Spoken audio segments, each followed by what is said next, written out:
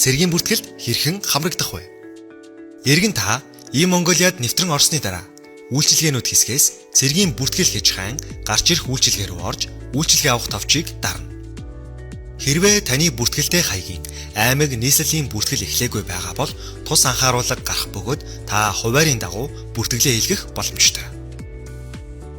Хэрв цэргийн өргөтний үнэмлэх байхгүй бол харьяа аймаг дүүргийн засаг даргын тамгын газрын цэргийн штабт иргэний үнэмлэх 3% цээж зураг 2500 төгрөгтэй очиж цэргийн өргөтний үнэмлэхээ авна.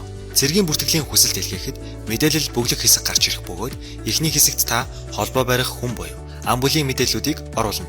Ингээд өөрийн харьяалах мэдээллүүд болох боловсрол, мэргэжил, ажил эрхлэлтийн байдлыг үнэн зөв бүглэж оруулна. Мөн та хаягийн шилжилт хөдөлгөөн хийсэн, мөн тус шилжилт хөдөлгөөний тухай харьяа дүүргийн цэргийн штабд мэдэгдээгүй бол шилжсэн аймаг дүүргийнхээ харьяа цэргийн штабд мэдэгдэх ёстойг анхаарна.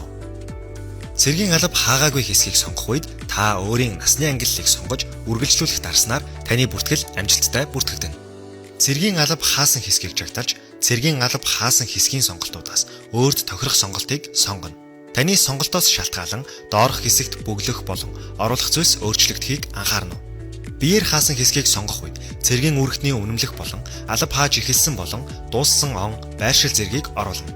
Дүүцүүлэн хаасан хэсгийг сонгосон тохиолдолд мөнгөөр болон биеэр дүүцүүлсэн хэсгийг сонгоно. Оюутан цэргээр алба хаасан бол цол болон алба хаасан онуудыг оруулж мөн адил цэргийн үүрэгтний үнэмлэхийг оруулна.